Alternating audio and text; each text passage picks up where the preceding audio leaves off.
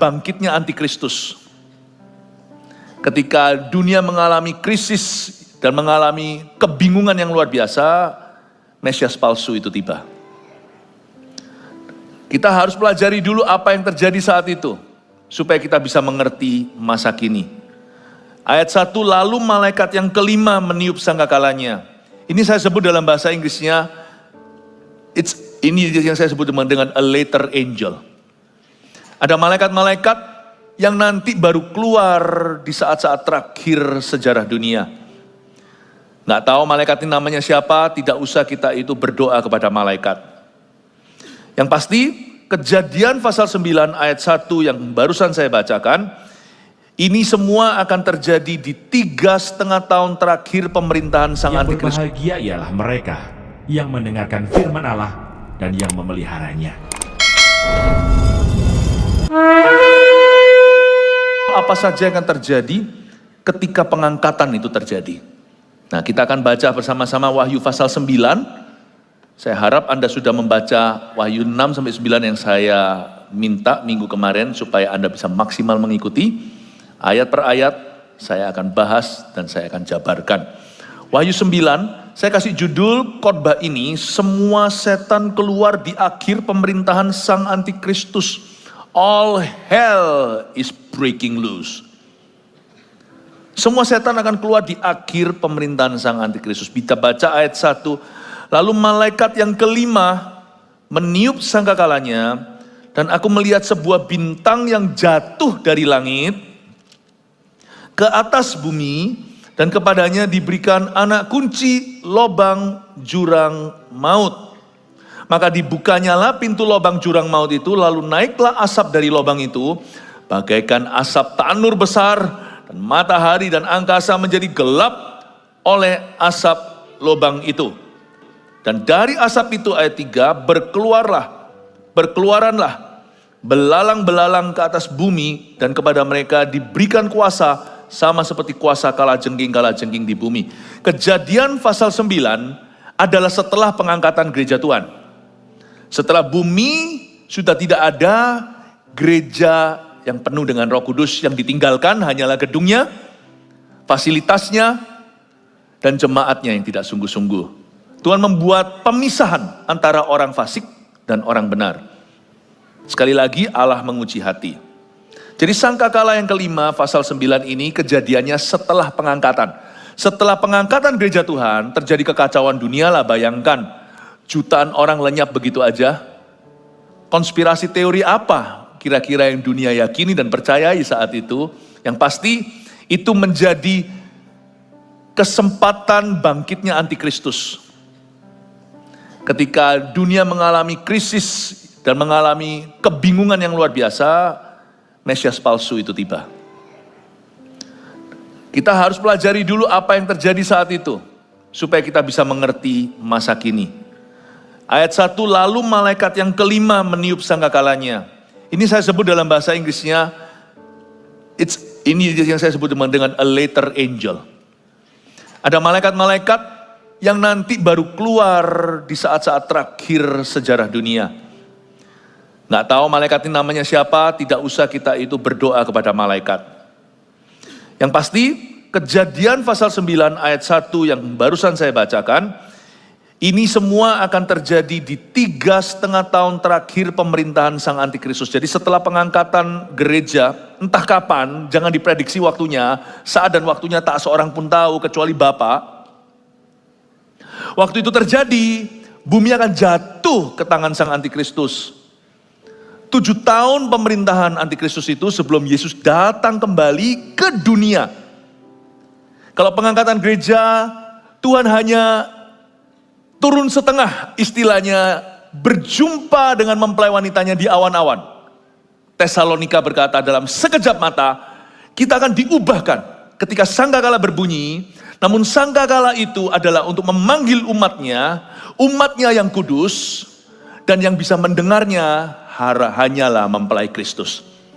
Waktu kita dalam sekejap mata, kata surat Paulus di Tesalonika, berubah dalam kemuliaan, menyongsong Tuhan di awan-awan, bumi masuk masa tahun yang paling kelam, 7 tahun pemerintahan Sang Antikristus. Nah, pasal 9 ini terjadinya di 3,5 tahun terakhir pemerintahannya. Pemerintahan sang antikristus dibagi jadi 2, 3,5 tahun pertama itu dia naik daun. Dia diarak-arak oleh dunia, orang-orang dunia seperti pangeran berkuda putih.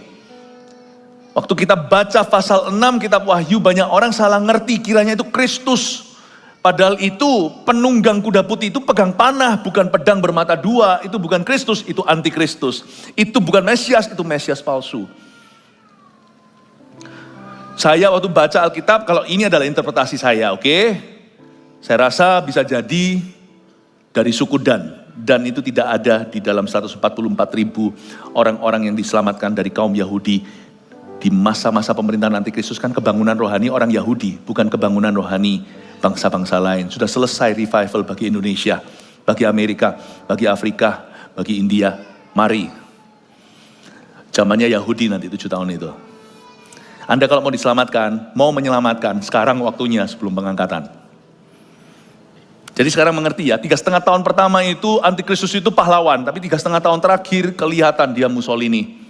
Kelihatan sekali dia itu seperti Hitler. Kelihatan sekali, kelihatan belangnya, kelihatan warna aslinya. Waktu itu berbagai macam kengerian terjadi di atas muka bumi. Belum lagi cawan murka Allah yang tumpah atas dunia dalam wujud berbagai macam musibah yang supra alami maupun yang alami, yang terjadinya nggak pernah kita dengar sebelumnya di zaman-zaman kita. Kalau Anda kira gempa bumi, badai di Dubai itu apa-apa, itu bukan apa-apa. Itu kalau orang melahirkan atau orang bersalin, sakit bersalin, itu kontraksi baru buka 1. Malaikat yang kelima meniup sangkakalanya. Kalau ini bukan sangkakala untuk memanggil mempelai wanita. Ini adalah sangkakala untuk mendatangkan hukuman, tapi kali ini kengerian. Sangkakala kelima adalah untuk membuka lubang kerajaan maut. Lalu melihat malaikat yang kelima meniup sangkakalanya, dan aku melihat sebuah bintang yang jatuh dari langit. Siapa lagi bintang yang jatuh dari langit kalau bukan Lucifer? Ke atas bumi, dan kepadanya, kepada Lucifer itu diberikan anak kunci. Anak kunci ya, bukan master key. Yang pegang kunci hidup dan mati itu bukan setan. Sekalipun setan bisa membunuh, membinasakan. Tahukah bahwa musuhmu tidak punya kuasa atas hidupmu? Nyawamu, hidup matimu, tangan Kristus. Kelihatan dunia ini kacau balau ya. Orang jahat banyak. Tapi dunia sampai hari ini gak hangus, gak binasa. Dunia hari ini gak jadi lautan api. Itu karena tetap Tuhan yang pegang master key.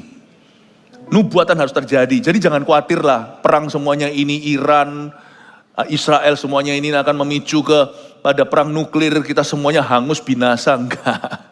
Nubuatan harus terjadi. Tak seiota pun dari firman ini akan jatuh tanpa penggenapannya. Tidak akan satu pun firman Tuhan akan jatuh ke tanah tanpa digenapi. Yesus yang pegang master key. Tapi kepada Lucifer ini, bintang yang jatuh, di zaman 7 tahun masa antikristus ketika gereja udah absen. Kalau gereja masih ada di dunia penuh Roh Kudus lagi, kita ini pegang kunci. Meskipun bukan master key, Tuhan kasih kita kunci kerajaan sorga. Gimana sang antikristus bisa menyatakan dirinya? Kalau sekarang rohnya sudah ada, penyesatan di mana-mana dunia ini anti Kristen lah, anti pendeta, anti gereja, sudahlah sentimen dunia. Tetapi sang antikristus sendiri 666 atau 666 itu tidak bisa dinyatakan pada dunia. Mana bisa, wong gereja masih exercise power kok. Gereja masih mempraktekkan doa dalam nama Yesus. Misalnya kalau di satu negara mau dihalalkan aborsi, gereja Tuhan berdoa, gak jadi. Terjadi revival kebangunan rohani. Hati orang yang ketok palu dijamah Roh Kudus, gak jadi. Gak bisa lah gak bisa lah yang namanya setan itu blak-blakan itu selama masih ada kita.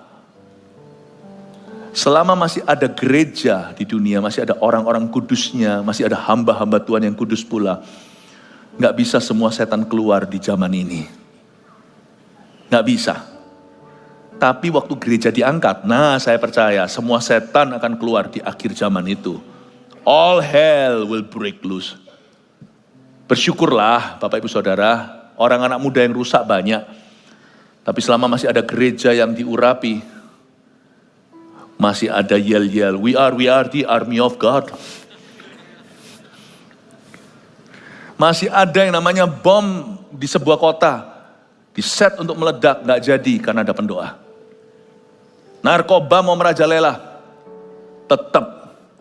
Dugem juga, pasti ada orang-orang dugem yang bertobat, terima Yesus dan berubah dan ajak teman-temannya. Nggak bisa lah all hell breaks loose, itu nggak bisa. Jadi setan itu punya anak kunci. Tapi gereja itu pegang kunci kerajaan Allah. Dan Tuhan pegang master key-nya. Maha kuncinya di tangan Allah. Tetapi memang celaka kalau kita lihat ya. Nanti waktu masa absennya gereja, di 7 tahun itu, khususnya 3,5 tahun terakhir penghujung pemerintahan, akhir pemerintahan Antikristus Yesus datang kedua kali. Setan atau Lucifer, si naga tua itu akan diberi anak kunci ke lubang jurang maut. Mana itu? Gua nggak tahu. Apakah itu di perut bumi? Nggak usah sok tahu. Yang pasti itu tempat ada, karena firman Allah menulisnya. Anak kunci lubang jurang maut dikasih ke dia, maka dia nggak pakai babi bu, nggak basa-basi, langsung dibuka pintu lubang jurang maut itu. Naiklah asap dari lubang itu. Bagaikan asap tanur besar dan matahari dan angkasa menjadi gelap oleh asap lubang ini. Ini bukan asap sembarang asap, asap barbeque. Ini asap supranatural di dalam alam roh. Buktinya di ayat 3, dari asap itu berkeluaranlah belalang-belalang. Belalang itu tidak keluar dari lubang jurang maut. Belalang itu yang asli adalah hewan. Belalang di sini bukan belalang binatang. Belalang di sini adalah roh-roh setan yang sekarang masih ditahan. Dan mereka akan diberi kuasa sama seperti kuasa kalajengking di bumi. Gak usah dibuka. Kejadian pasal 6 ada sebuah perikop ayat yang membingungkan dan cukup menakutkan. Di zaman purbakala sebelum Nuh, sebelum terjadinya air bah, Alkitab mengatakan anak-anak Allah melihat anak-anak perempuan manusia dan meniduri mereka. Anak-anak Allah di sini itu translationnya kalau kita nggak hati-hati kita kira siapa ini? Orang Kristen kah? Anak Tuhan kah? Bukan. Anak-anak Allah di sini itu adalah sebutan untuk angels, sons of God. Itu salah satu julukan angels, malaikat. Malaikat jatuh tentunya. Kita nggak usah bawa teori ini lebih jauh, apakah setan bisa bersetubuh dengan manusia, tapi orang yang kesetanan bisa memperkosa orang. Apakah setannya yang bersetubuh? Bukan. Orang, tapi setan begitu jahat. Dia bisa menggerakkan orang untuk berbuat jahat. Coba lihat ya, orang yang berhubungan badan, tapi tidak di dalam pernikahan. Melahirkan bayi-bayi hasil wedlock. Kalau jaga-jaga jikalau di sini ada orang-orang yang dulu dikandung mama di luar nikah, kalau Anda sudah dikuduskan, ditebus oleh Kristus, yang ada adalah orang tua haram, bukan anak haram. Anak kan tidak tahu apa-apa. Tapi kalau orang tuanya pun sudah dikuduskan hari ini, sudah ditebus dan sudah diampuni oleh Tuhan, Tuhan memulihkan. Tapi lihat itu. Sekarang kan banyak sekali manusia bermasalah. Coba lihat, tarik garis merah. Dari broken home, single parent, banyak tuh di Amerika. Dia seorang insan manusia kalau ditanya, papaku siapa? Gue gak tahu papaku siapa. Aku tahu mamaku, papaku siapa? Gak tahu, mamaku tidur sama banyak orang. Coba lihat itu. Biasanya juga ada yang namanya remaja, sudah punya anak, mau digugurkan gak jadi, itu anak nanti tumbuh dewasa, kepahitan, lalu tidak dapat didikan yang benar, jadi penjahat selanjutnya. Bagaimana keluarga melahirkan monster? Dengan hidup kesetanan. Lalu mereka melakukan hubungan badan. Dari sini saya tahu sesuatu bahwa seks itu rohani. Seks is spiritual. You don't just do it. It's got to be between a husband and a wife. Blessed by God. You don't just do it. Anda tidak hanya melakukannya.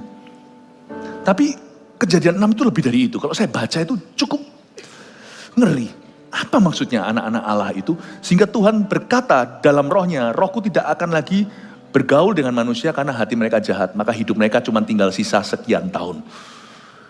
Dan Tuhan berkata bahwa yang dilahirkan oleh di zaman itu, zaman purbakala itu, ada orang-orang perkasa.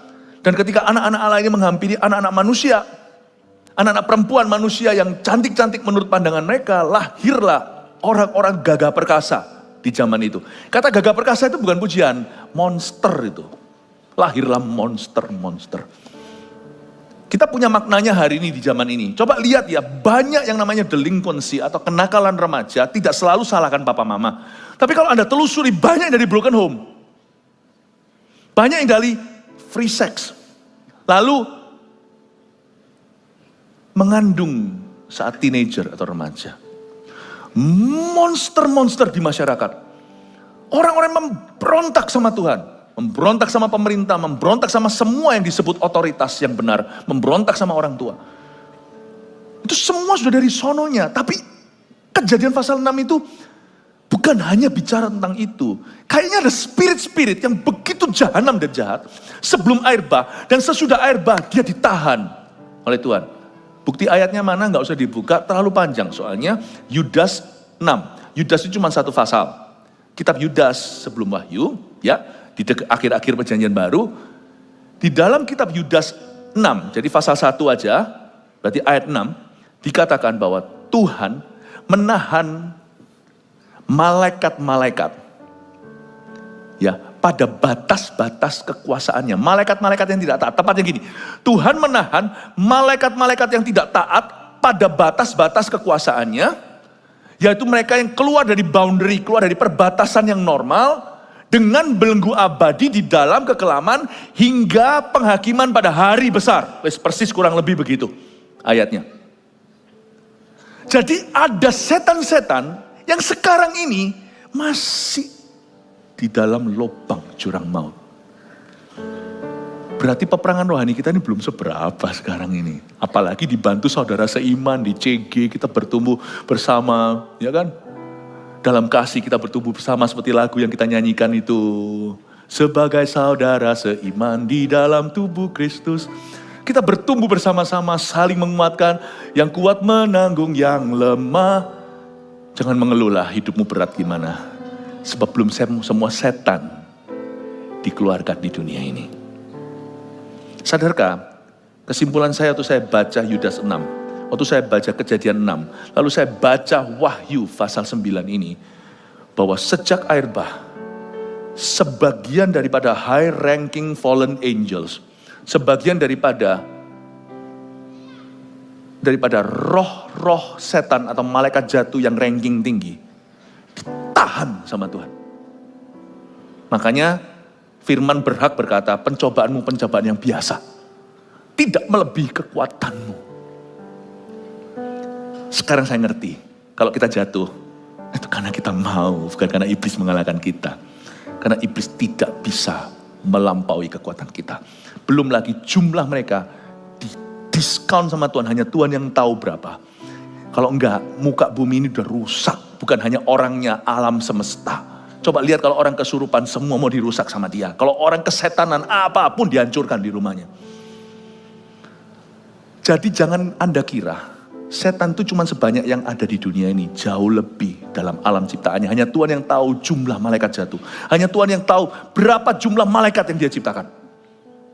Jangan-jangan populasi dunia ini gak seberapa dibandingkan oknum-oknum yang gak kelihatan. Cuma Tuhan tahan. Yudas 6 berkata, mereka dibelenggu dengan belenggu abadi di dalam alam kekelaman. Sampai hari penghakiman besar atau sampai waktunya tiba. Ini waktunya. Saya bisa bayangkan waktu Lucifer dapat anak kunci itu, dia teriak bahagia, atau gimana saya nggak tahu lah. Dengan senang hati dia langsung buka pintu lubang jurang maut. Dan keluar asap, asap itu jadi belalang. Ini alam roh saudara. Bayangkan kadang-kadang saya pikir ya, belum semua setan diizinkan Tuhan lepas saja. Dunia itu sudah begitu jahatnya. Pernah bayangkan nggak? Masih ada yang menahan. Jumlah setan juga belum seberapa, tapi dunia ini seolah-olah udah kesurupan. Jahatnya amoralitas. Zaman sekarang lokasi menjadi dingin. Manusia jadi objek.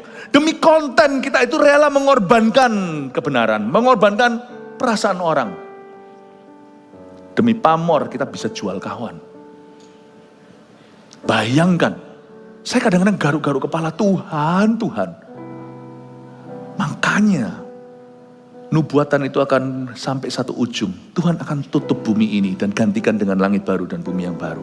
Tapi kita nggak tahu kapan waktunya. Dunia ini sudah hopeless. Saya ngomong gini bukan pesimis ya. Udah habis ini kita kecewa, kita putus asa. Tidak. Kita punya misi. We're not going down, we're going up. Kita tidak turun ke bawah, kita dibawa Tuhan ke atas. Karena itu orang-orang Kristen harus hidupnya beda. Karena saya mikir dunia ini loh, belum pula dibuka lubang jurang maut itu. Sudah serusak ini. Coba bayangkan waktu Lucifer dapat anak kunci itu, bahagia bener dia. Dan waktu dibuka itu kayak ada seperti ada sorak-sorai bahagia. Seperti ada napi yang lepas. Misalnya ada penjebolan penjara, narapidana yang paling mengerikan di negeri itu lolos semua. Waktu dibuka kunci dan pintunya, lari semuanya. Masih pakai baju strip-strip itu, baju penjara. Bukankah semua pintu kau tutup waktu itu? Tidak ada keselamatan di kota. Sang pembunuh ini, pembunuh berantai, koruptor ini, mafia, gangster itu, orang gila. Tiba-tiba lepas semua. Saya gak bisa bayangkan dunia di zamannya no gereja dan antikristus itu kayak apa. Saya gak bisa bayangkan. Dari asap itu keluarlah belalang-belalang. Dan dari belalang-belalang itu mereka menjadi, dari asap itu keluar belalang-belalang. Dan mereka diberi kuasa, sama seperti kuasa kalajengking di bumi. Please jangan mengeluh, persoalanmu berat. Kalau Tuhan masih izinkan, itu tidak seberapa. Please jangan merasa hidupmu sudah kiamat.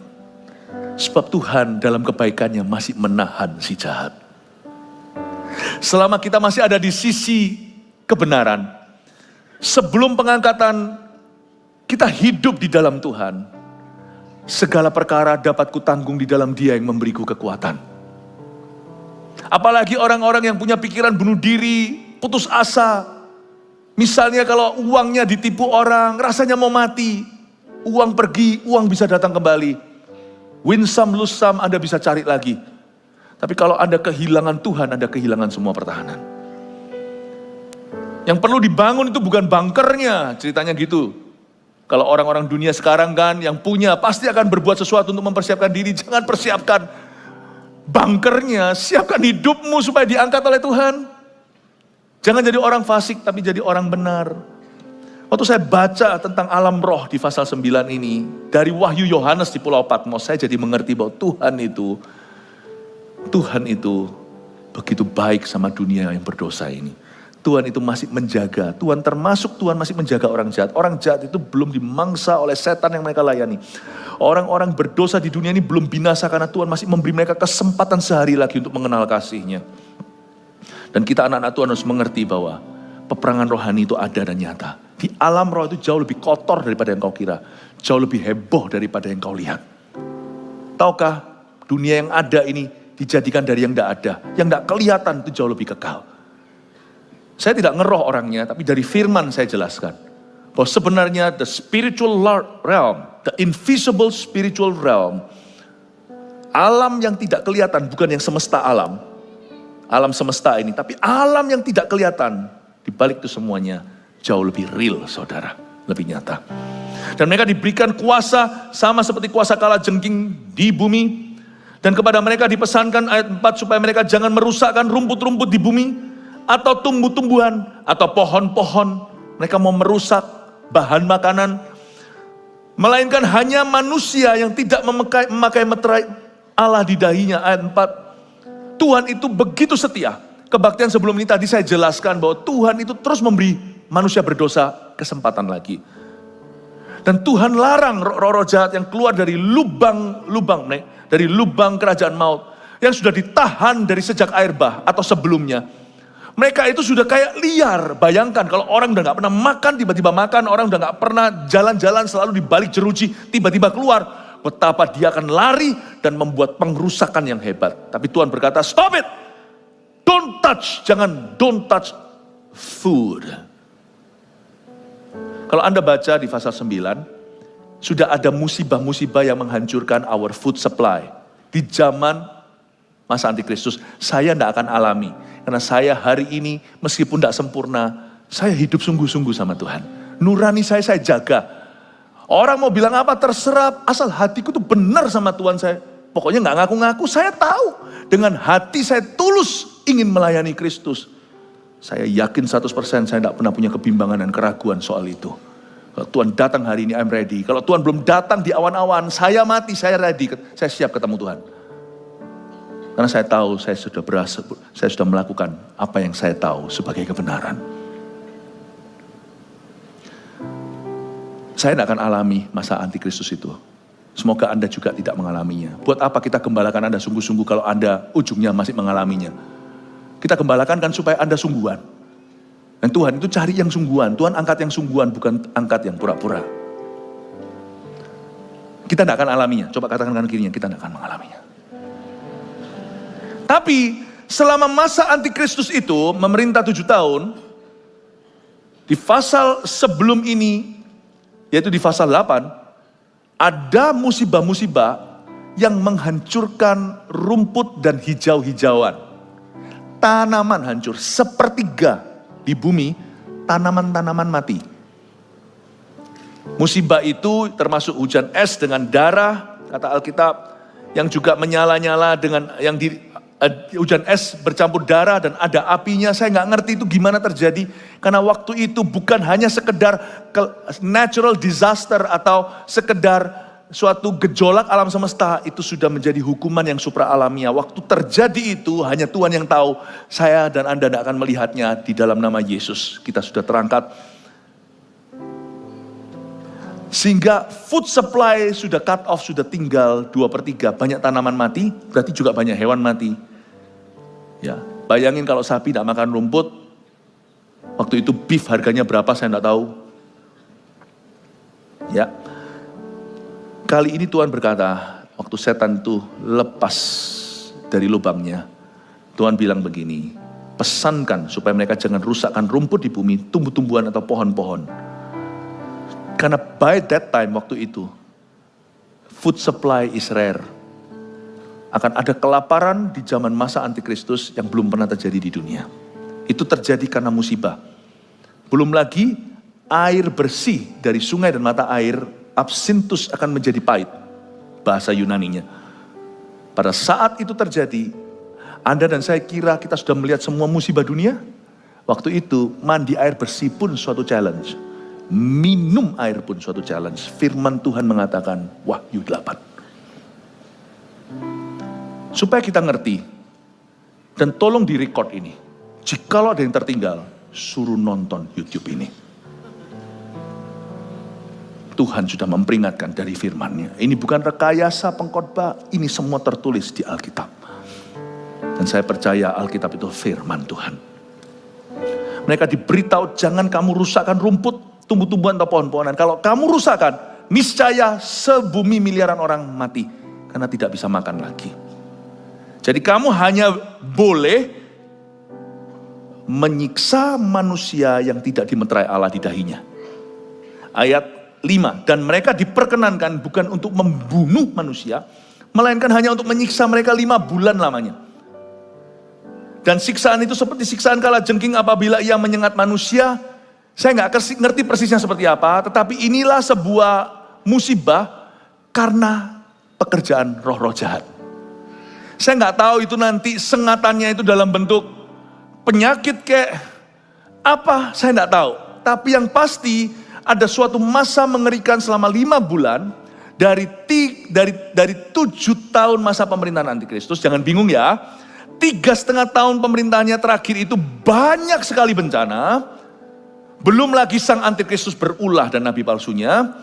3,5 tahun terakhir kelihatan warna aslinya dan Tuhan curahkan banyak cawan murka. Di 3,5 tahun terakhir itu ada 5 bulan. 5 bulan terkenal, very famous 5 months. Sesuatu terjadi secara global, di mana manusia yang tidak dimeteraikan oleh Allah, ya berarti penduduk dunia, karena mereka yang bertobat di zaman itu, pasti akan dibunuh. Selama 5 bulan tersebut, akan terjadi sesuatu entah apa, tapi itu karena roh-roh jahat yang melakukannya atas muka bumi. Dan orang-orang tidak mati karenanya. Tuhan jaga food supply mereka. Dan Tuhan izinkan 5 bulan ini bukan untuk menyiksa mereka, karena dunia sudah tidak lagi meresponi Kristus dan firman-Nya. Gereja sudah nggak ada. Satu-satunya bahasa yang mungkin mereka mudeng bisa mengerti yaitu hukuman.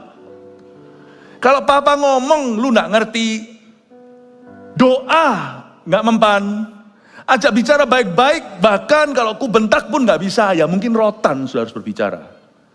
Tapi bayangkan loh Tuhan itu, ribuan tahun dunia murtad kayak begini itu Tuhan tidak pernah rotan gimana. Rotannya pun tidak rata kan. Yang rata itu cuma air bah. Ribuan tahun yang lalu.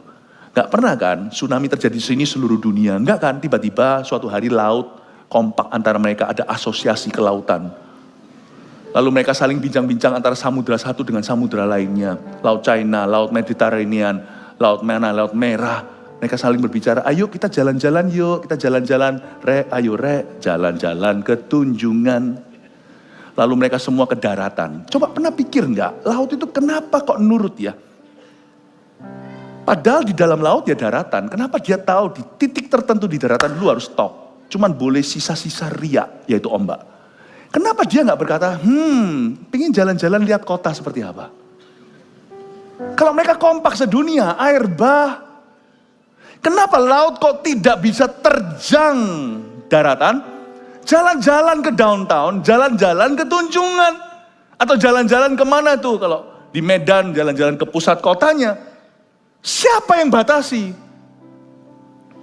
Siapa yang batasi? Saya beritahu, Tuhan tidak akan izinkan yang namanya setan-setan ini membunuh manusia.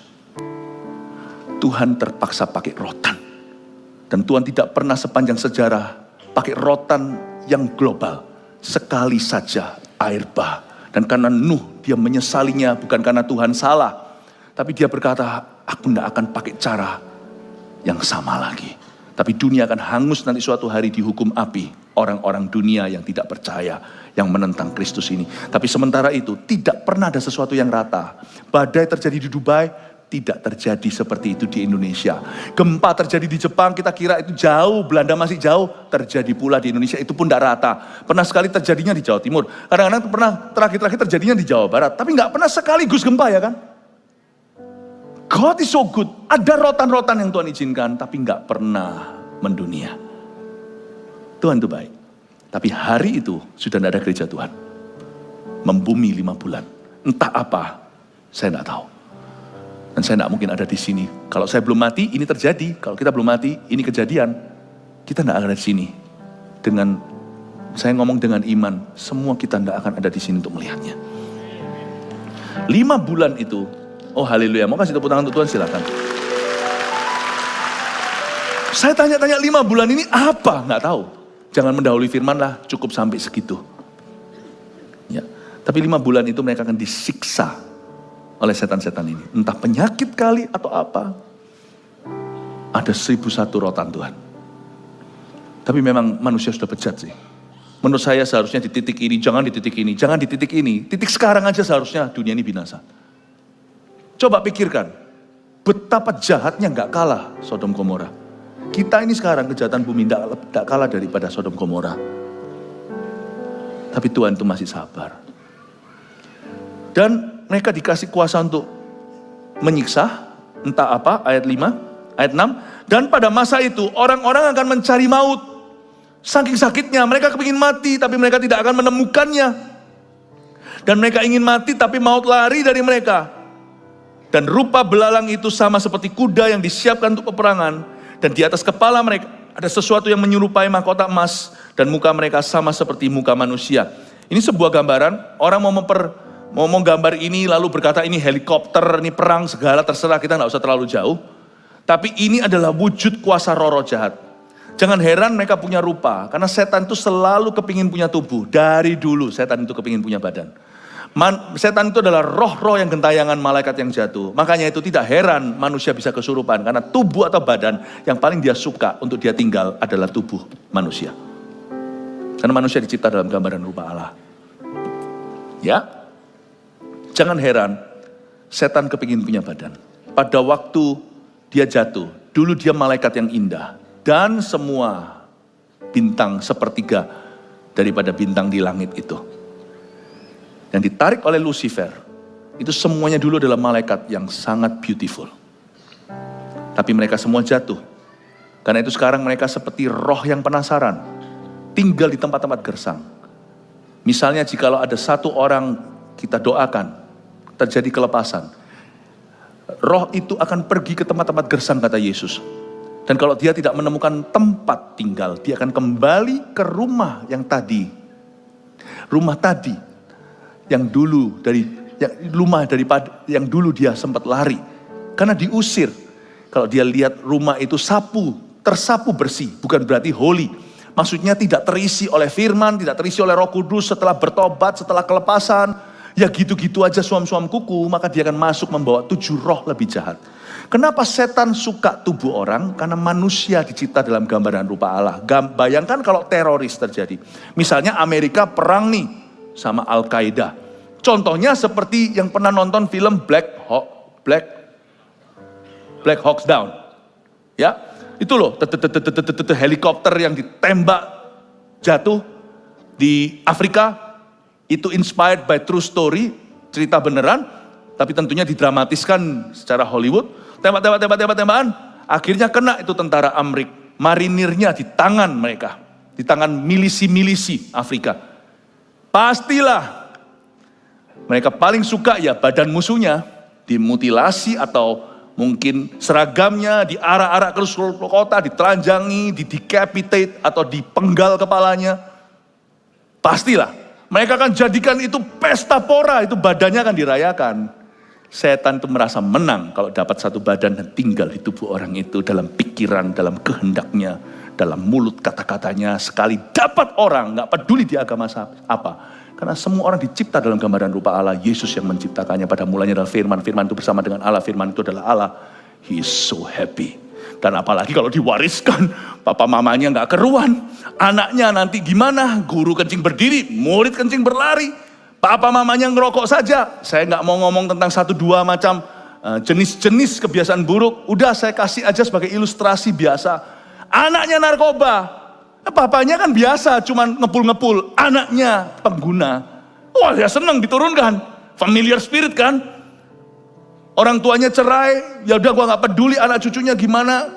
Anak cucunya nanti tidak percaya pernikahan, lalu habis itu pergi masuk ke roh jahat yang lainnya. Pergaulan bebas, lalu salah satu akhirnya jadi homoseksual. Senang dia, diwariskan. Gak ada yang lebih happy buat dia kalau dapat marinirnya Tuhan. Dan dia paling senang dari antara jenis manusia adalah anak-anak Tuhan atau umat pilihan. Dan dia paling suka kalau hamba Tuhan jatuh. Kita harus mengerti peperangan kita bukan melawan darah dan daging. Kita ini satu sisi melawan situ. Jangan kita saling memusuhi. Kita harus saling menjaga, saling memperingatkan. Setan itu kepingin badan. Dan Tuhan kasih mereka badan. Badannya jelek sih. Dan rupa belalang itu sama seperti kuda. Saya seniman. Coba kalau gambar ini muntah saya. Seperti kuda disiapkan untuk peperangan. Di atas kepala mereka ada sesuatu yang menyerupai mahkota emas. Muka mereka sama seperti muka manusia. Coba bayangin. Belalang kayak lalat gitu atau kayak lebah, mukanya orang, rambut mereka sama seperti rambut perempuan. Dan gigi mereka sama seperti gigi singa. Perempuan ada giginya gitu ya. Itu perlu pergi ke dokter gigi di venir. Dan rambut mereka perlu dikawat maksudnya. Dan rambut mereka sama seperti rambut perempuan sudah, dan ayat 9, dan dada mereka sama seperti baju zirah, bunyi sayap mereka bagaikan bunyi kereta-kereta yang ditarik banyak kuda yang sedang lari ke medan peperangan. Bunyinya itu kalau ada orang ditindih ya, seorang teman, saya pun pernah ngalami waktu dari dulu saya masih kelepasan. Itu kalau datang kayak suara lebah, saya nggak bisa goyang. Gitu kalau orang ditindih, karena dulu saya terlibat dalam berbagai macam perbuatan-perbuatan gelap. Jadi saya memang adalah jajahan atau budaknya. Jadi kalau setiap kali saya mau doa itu, malam itu saya ditindih. Selalu saya didatangi, dan sebelum didatangi saya tidak lihat. Tapi saya dengar suara seperti lebah. Gitu. Siapa yang pernah ngalami gitu? Lalu nggak bisa goyang. Atau seperti kesemutan. Seperti geringgingan gitu kata orang Surabaya. Saya beritahu ya, ini bukan helikopter. Ada orang yang mungkin Yohanes melihat zaman itu kan, 2000 tahun lalu, melihat helikopter nggak bisa bahasakan. Jadi gini. Saya rasa untuk helikopter pun bisa cocok sih kalau mau dicocokkan. Tetapi saya rasa bukan sih. Karena saya rasa masa helikopter ada rambut perempuannya. Aduh, jangan takut ya setelah kebaktian hari ini. Kalau Anda nanti masuk ke ruang rias mama, atau istri Anda tiba-tiba ada rambut, itu wignya. Jangan Anda terperanjat lalu habis itu tengking dalam nama Yesus. Gak usah ketakutan, oke? By the way, sedekat sekedar FYI, orang Kristen harus tahu simple firman.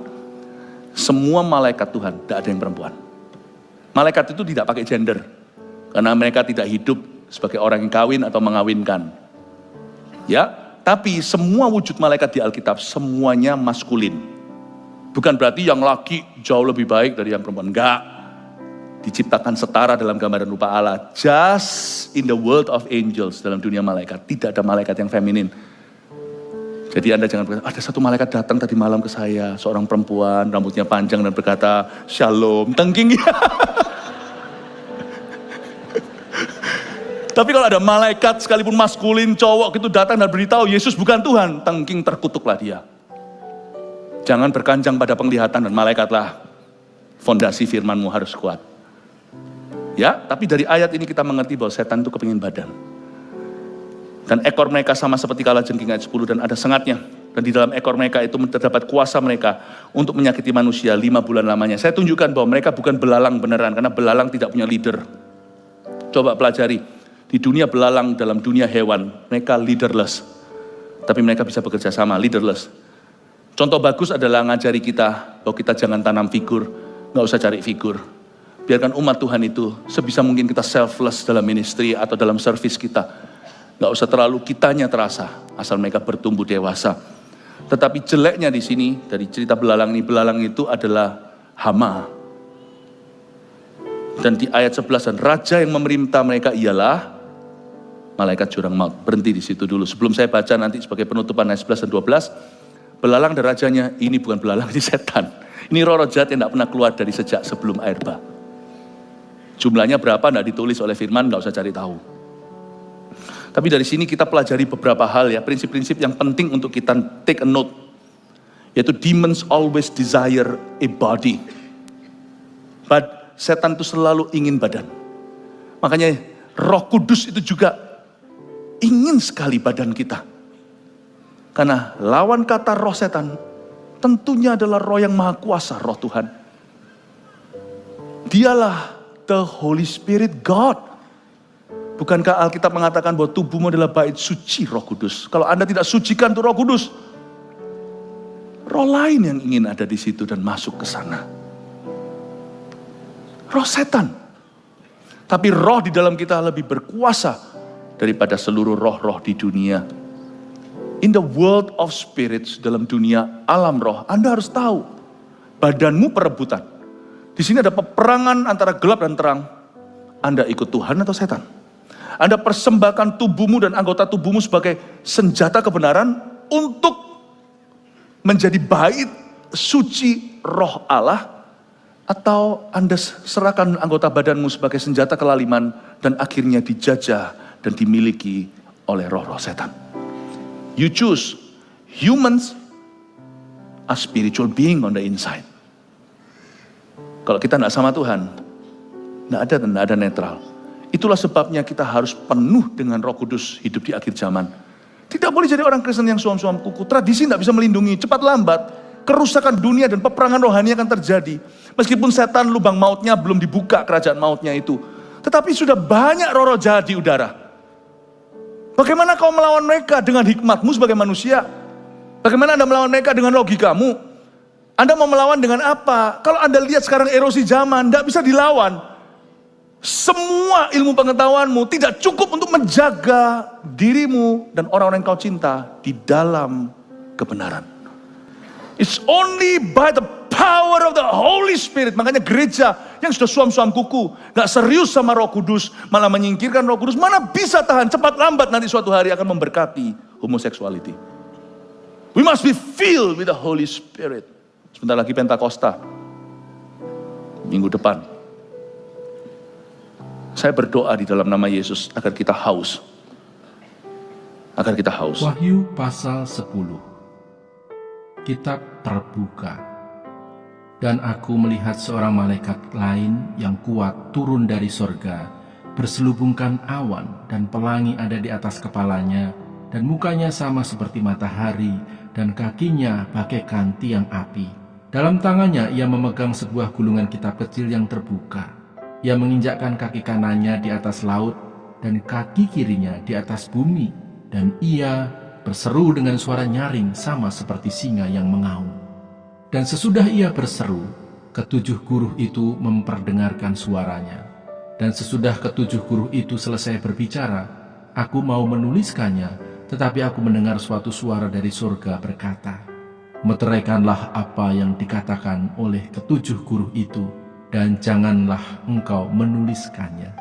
Dan malaikat yang kulihat berdiri di atas laut dan di atas bumi, mengangkat tangan kanannya ke langit, dan ia bersumpah demi Dia yang hidup sampai selama-lamanya, yang telah menciptakan langit dan segala isinya, dan bumi dan segala isinya, dan laut dan segala isinya, katanya, tidak akan ada penundaan lagi. Tetapi pada waktu bunyi sangkakala dari malaikat yang ketujuh, yaitu apabila ia meniup sangkakalanya, maka akan genaplah keputusan rahasia Allah, seperti yang telah ia beritakan kepada hamba-hambanya, yaitu para nabi. Dan suara yang telah kudengar dari langit itu berkata pula kepadaku, katanya, pergilah, ambillah gulungan kitab yang terbuka di tangan malaikat yang berdiri di atas laut dan di atas bumi itu. Lalu aku pergi kepada malaikat itu dan meminta kepadanya supaya ia memberikan gulungan kitab itu kepadaku. Katanya kepadaku, ambillah dan makanlah dia. Ia akan membuat perutmu terasa pahit, tetapi di dalam mulutmu ia akan terasa manis seperti madu.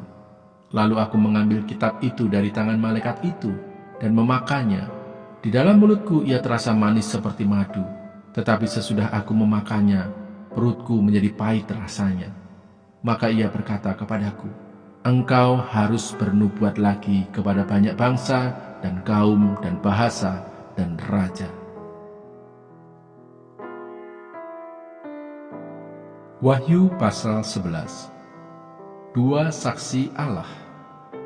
Kemudian diberikanlah kepadaku sebatang buluh, seperti tongkat pengukur rupanya, dengan kata-kata yang berikut, bangunlah dan ukurlah bait suci Allah dan mezbah dan mereka yang beribadah di dalamnya. Tetapi kecualikan pelataran bait suci yang di sebelah luar, janganlah engkau mengukurnya, karena ia telah diberikan kepada bangsa-bangsa lain, dan mereka akan menginjak-injak kota suci 42 bulan lamanya. Dan aku akan memberi tugas kepada dua saksiku, supaya mereka bernubuat sambil berkabung 1260 hari lamanya. Mereka adalah kedua pohon zaitun dan kedua kaki dian yang berdiri di hadapan Tuhan semesta alam. Dan jikalau ada orang yang hendak menyakiti mereka, keluarlah api dari mulut mereka menghanguskan semua musuh mereka. Dan jikalau ada orang yang hendak menyakiti mereka, maka orang itu harus mati secara itu. Mereka mempunyai kuasa menutup langit, supaya jangan turun hujan selama mereka bernubuat. Dan mereka mempunyai kuasa atas segala air untuk mengubahnya menjadi darah, dan untuk memukul bumi dengan segala jenis malapetaka, setiap kali mereka menghendakinya. Dan apabila mereka telah menyelesaikan kesaksian mereka, maka binatang yang muncul dari jurang maut akan memerangi mereka dan mengalahkan serta membunuh mereka. Dan mayat mereka akan terletak di atas jalan raya kota besar, yang secara rohani disebut Sodom dan Mesir, di mana juga Tuhan mereka disalibkan. Dan orang-orang dari segala bangsa dan suku dan bahasa dan kaum melihat mayat mereka 3,5 hari lamanya, dan orang-orang itu tidak memperbolehkan mayat mereka dikuburkan. Dan mereka yang diam di atas bumi bergembira dan bersukacita atas mereka itu, dan berpesta dan saling mengirim hadiah, karena kedua nabi itu telah merupakan siksaan bagi semua orang yang diam di atas bumi. 3,5 hari kemudian masuklah roh kehidupan dari Allah ke dalam mereka, sehingga mereka bangkit dan semua orang yang melihat mereka menjadi sangat takut. Dan orang-orang itu mendengar suatu suara yang nyaring dari sorga berkata kepada mereka, "Naiklah kemari." Lalu naiklah mereka ke langit, diselubungi awan, disaksikan oleh musuh-musuh mereka. Pada saat itu terjadilah gempa bumi yang dahsyat dan 1/10 bagian dari kota itu rubuh, dan 7.000 orang mati oleh gempa bumi itu, dan orang-orang lain sangat ketakutan, lalu memuliakan Allah yang di sorga. Celaka yang kedua sudah lewat, lihatlah, celaka yang ketiga segera menyusul. Yang berbahagia ialah mereka yang mendengarkan firman Allah dan yang memeliharanya.